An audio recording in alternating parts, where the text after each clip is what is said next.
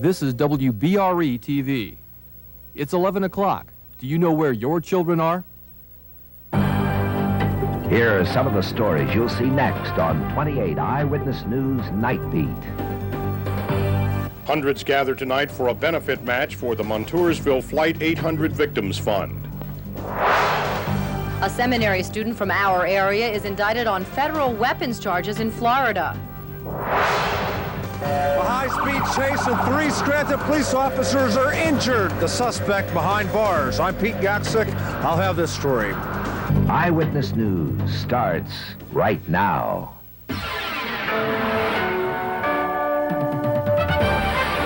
Live from WBRE TV, the station that's taking the lead. This is 28 Eyewitness News Night Beat.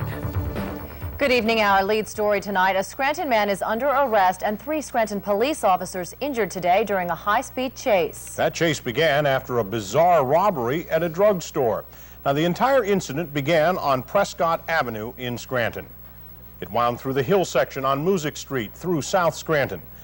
It picked up Interstate Route 81 at River Street in Scranton, then got off onto Music onto Route 11. Then it was back on Interstate 81 traveling southbound. 34-year-old Stephen Andres then crashed just before the Avoca exit. Now, our Pete Yaksick spoke with one of the injured officers and the suspect. Stephen, you want to tell us what other crimes you have committed within the city here? I didn't commit no crimes in the city. What do you want to say to the officers whose lives you jeopardized? Sorry. 34-year-old Stephen Andres of Old Ford shows little remorse after the chase. 3 officers are hurt when they had to break a window to get into Andres' car once they pulled it over. The dangerous 10-plus mile chase began here near the Rite Aid drugstore on Prescott Avenue. Police say Andres robbed one of the store's cash registers by spraying a shaken bottle of soda in the clerk's face. Police eventually forced Andres off I-81 near the Avoca exit. Patrolman Fred Curry smashed the car window with his elbow to get to Andres. He received stitches. 2 other officers were hurt by flying glass. A million different things go on through your mind. Your adrenaline's pumping, and at that time we're worried about getting the suspect stopped, but we're also worried about public safety. Police Chief George Murphy tells us the call initially came in as an armed robbery and that the decision to pursue Andres follows state police pursuit policy. We have a felony here. If it was a minor summary or misdemeanor, we could obtain the license number, get a description of the driver, and we would end the pursuit. When do you know when to continue and when to call it off? That's a decision made by the supervisor that's on duty and monitoring the call that's not directly involved in the chase, because the person involved, sometimes their adrenaline gets a little excited, and it's better looked at from somebody else. Police tell us Andreas has also used the alias Stephen Durkin, and we're also told he is wanted on a fugitive warrant for aggravated assault in New Jersey. Whatever his name or whatever his crime, for now, Andreas will be jailed at the Lackawanna County Prison.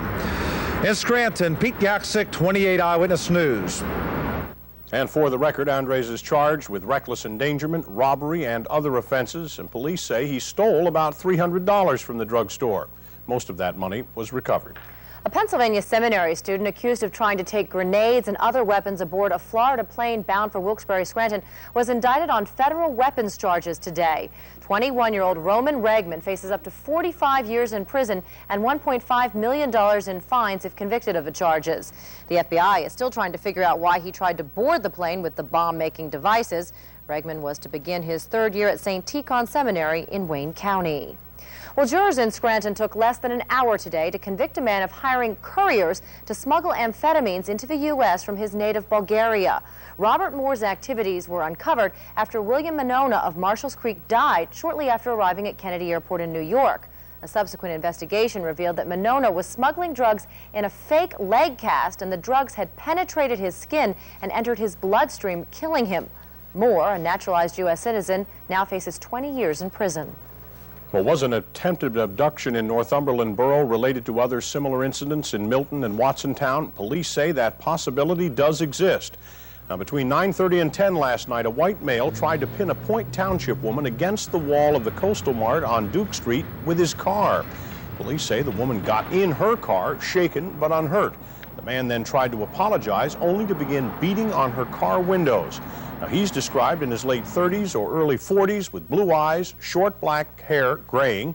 He was well-dressed and was driving a light-colored four-door sedan. If you have any information that might help police, call Northumberland Police at 473-8251. An accused bank robber is back behind bars tonight after pleading not guilty to holding up a bank in Glen Lyon.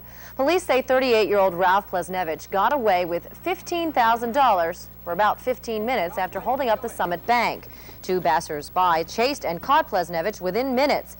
Police say he used a pellet gun in the holdup. Plesnevich faces bail and preliminary hearings next Wednesday. Well, the city of Wilkes-Barre is looking to shore up its finances with a comprehensive review of the tax assessment office. Mayor Tom McGroarty ordered the review after declaring the current records a mess. McGroarty said the system by which new construction and improvement information gets into the tax base is broken. Our current system is very, very paper-driven, as you know, and some reports are filed on paper, some on index cards, leaves an open window for some human error and oversights, and it's outdated, it's ineffective, and it has to be changed. The mayor appointed longtime assessor John Anstedt to conduct a review and update of the records. Anstedt said he will go block by block, property by property, to verify and update the tax rolls. Well, Williamsport taxpayers are paying more than the national average in school taxes. The Pennsylvania Economy League says city residents pay on the average 5.5% of their household income on education. School officials were on WRAK radio this morning discussing why taxes are so high and why more money is needed. Aging buildings in need of repair are being blamed. Consolidation and/or the building of new schools is one option being considered. And small schools are expensive in staffing and in maintenance. Therefore, I think we will have to look at our small schools and consider the possibility of consolidation.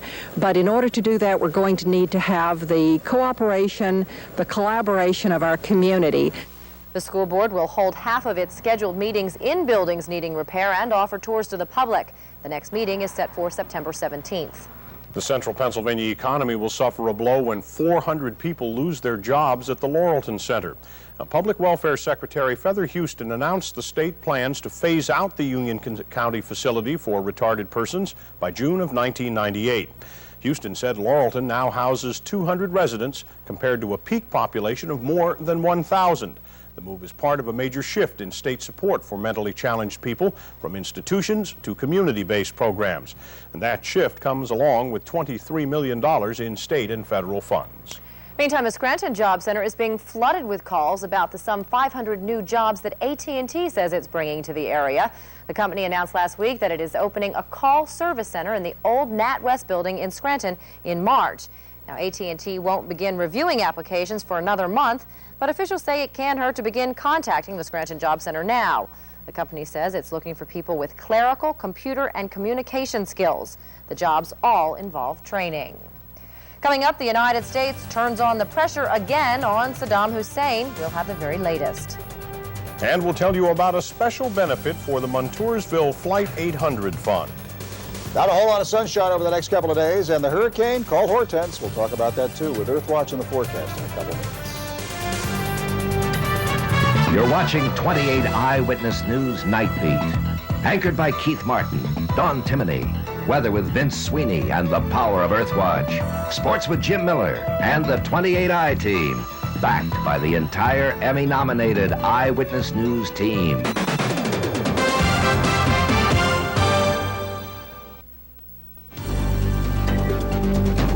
Now 28 Eyewitness News continues on WBRE TV. Tonight, more U.S. warplanes are heading toward the Persian Gulf. The reinforcements of attack planes and bombers were ordered in the wake of Iraqi efforts to shoot down U.S. planes patrolling the expanded no-fly zone. Ed Rabel has the latest. That was a very wise decision on their part, because if they had it on any longer than that, they would have had an anti-radiation missile down their throats.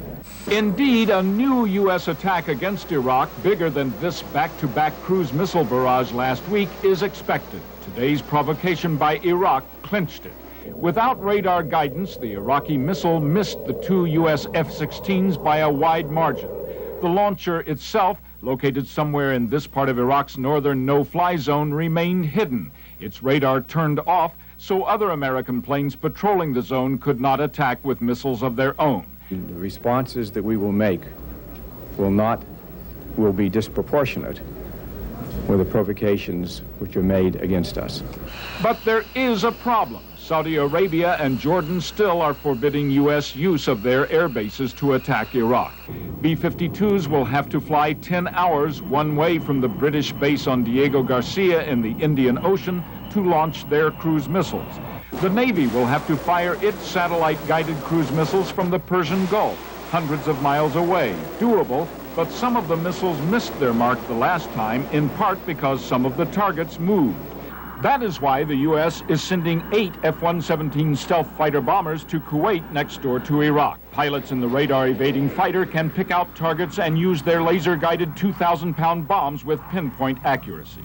The F-117s are more versatile than the cruise missiles and carry 4 times the firepower. But nobody knows whether it will be enough to make Saddam Hussein back down. Ed Rabel, NBC News, The Pentagon. Meanwhile, on the campaign trail in Sun City, Arizona, President Clinton talked about his commitment to protect American pilots in the no-fly zone. The presidential candidates also unveiled new campaign ads, and one candidate talked about who he is and why he's running. In Dallas, Ross Perot's running mate Pat Choate met the media. They questioned the political newcomer about how he saw his role as a potential vice president. Another question being asked of the Reform Party is, does it plan to be involved in the national political televised debates? The campaign trail took Bob Dole to Connecticut this afternoon for another Listening to America forum. In the meantime, the Dole campaign unveiled a new ad campaign touting the Dole tax cut plan. In response, the Clinton campaign released an ad of its own, stressing the economic growth during the Clinton years in the White House. The Navy is expanding its recovery efforts of the doomed TWA Flight 800. Investigators will be using a side-scan sonar to map a wider area of the ocean floor where the plane went down.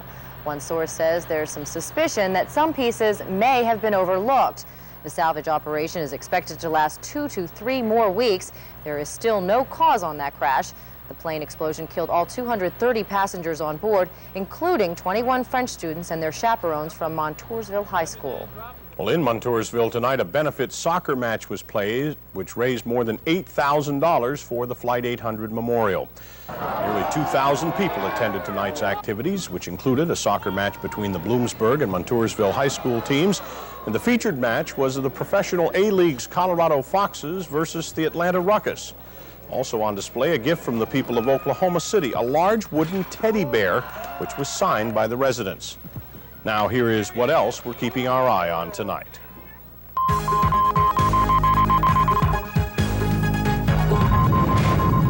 An explosion at a Texas plant leaves one person with third-degree burns and several others injured. The accident happened when thousands of pounds of molten metal came into contact with water, causing an explosion. Planned Parenthood is offering drug-induced abortions in an experimental program. The method uses 2 drugs the FDA has approved for other uses. The pro-life movement is calling the abortion trials wrong and the government irresponsible for allowing them to take place.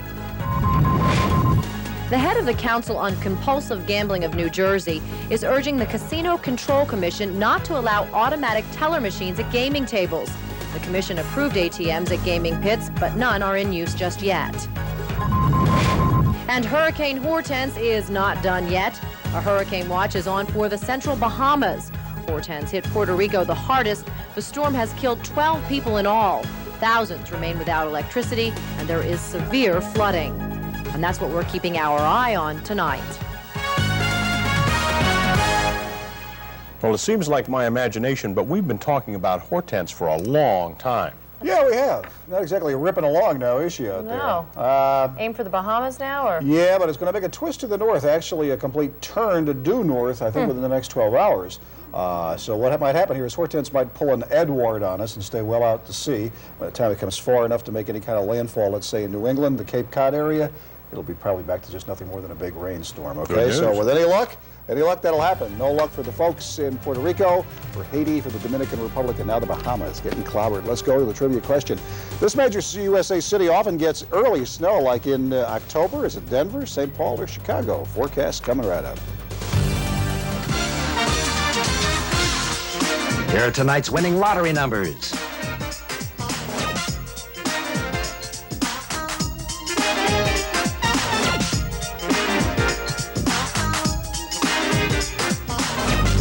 You're watching 28 Eyewitness News on WBRE TV.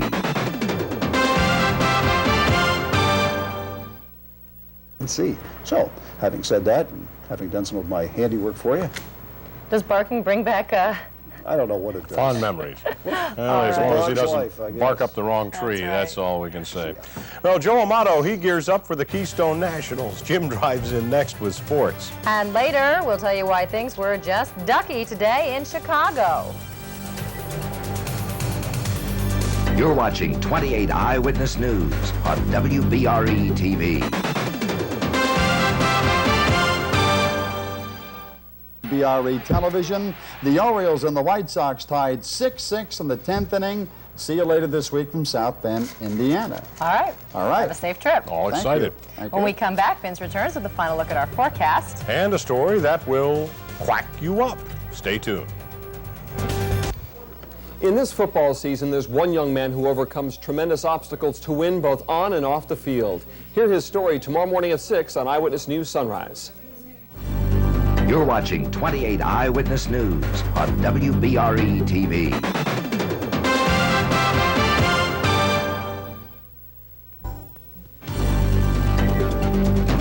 Now 28 Eyewitness News continues on WBRE TV. Finally tonight, there are a lot of good days in Chicago, Illinois, but today was just ducky. Why, you ask? Well, 16,000 yellow rubber duckies hit the Chicago River at the noon hour for one of the city's last great events of the summer. Paddling with all their might and a little help from a fireboat spray, the ducks floated for the finish line. Each duck had a sponsor.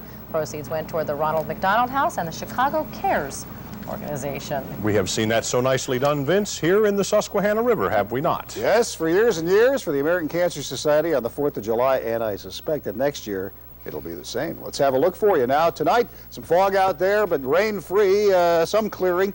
Tomorrow, whatever sunshine we see will be kind of like, a present. We'll wait and see if it happens. A couple of showers, could be a thunderstorm in the afternoon. Friday, a passing shower or two, and then the 60s are in for the weekend for daytime highs. Do not consider Saturday, Sunday, or Friday a washout. These are just passing showers. Now, trivia question. This major USA city often gets real early snow, and we all got that here in the studio because everybody sees football games in October. It is Denver, Colorado, the Mile High City. I thank you for your time. See you later. We all get an A+ tonight. Thanks, Vince. That's it for Eyewitness News Night Beat. For the entire team, thanks for watching. And next up, The Tonight Show with Jay Leno.